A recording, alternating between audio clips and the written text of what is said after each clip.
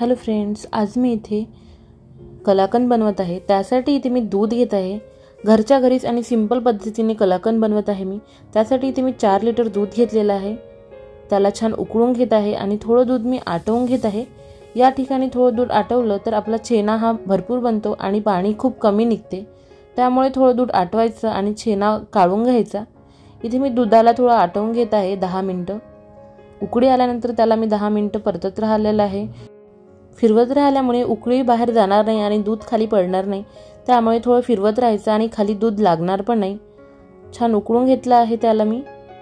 आता मी 4 ते 5 लिंबाचा रस काढून घेतलाय बाजूला। याच वेळेला तो घालत आहे मी। थोडा आधी घातलेला आहे। 4 लिंबाचा रस आहे तो। त्याला मिक्स करून टाकायचं। यामध्ये तुम्ही विनेगर पण घालू शकता। इथे मी लिंब घालूनच फोडलेला आहे। हे पूर्ण लिंबाचा रस घालून मी हे फोडून घेतलेलं आहे। उकळू दिलं। जेव्हा दूध आणि पाणी सेपरेट दिसायला लागते तेव्हा यामधून मी हा पूर्ण छेना काढून घेत आहे। हे फोडलेलं दूध पूर्ण काढून घ्यायचं। हे छान पूर्ण मी काढून घेतलं आणि त्याला स्वच्छ धुवून घेत आहे थंड पाण्याने। थोडं धुवून घेतलं तर यामध्ये लिंबाचा जो चव असतो ते निघून जाणार।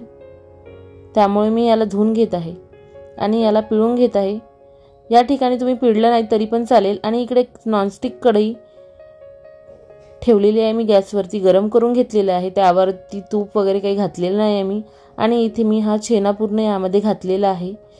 डायरेक्ट तुम्ही पाण्यामधून छेना बनवलेल्या पाण्यामधून काढून कढईमध्ये घालू शकता। ती प्रोसेस पण इझी आहे। आणि याला मिक्स करून घ्यायचं। हे पूर्ण असं गुठळे दिसून राहिले ते फोडून घ्यायचे छान। बघा या प्रकारे मी पूर्ण फोडून घेत आहे।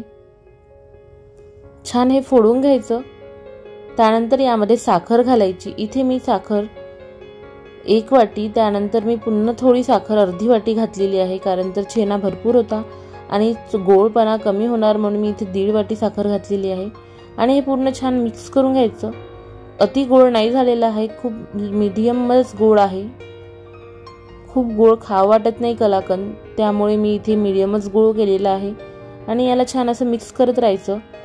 बारीक असं झालेला पाहिजे पूर्ण कलाकंद। हे बघा छान असं बारीक झालेलं आहे। छान मिक्स करून घेतलेला आहे मी आणि याला शिजवून घेतलेला आहे।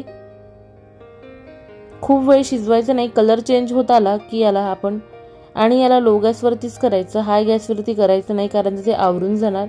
हे सॉफ्टच राहिलेला पाहिजे छेना आपला, तरच ते कलाकंद खाण्यात छान वाटते। इथे मी 2 चमच तूप घालत आहे। तुपाने एक छान वेगळी चव येते आणि वेलचीची पूड घातलेली आहे मी इथे। आणि हे छान मिक्स करून घ्यायचं। बघा या प्रकारे पाणी पूर्ण सुकून गेलेलं आहे। थोडा ओलावा असला तरी पण चालेल, कलाकंद छानच वाटते।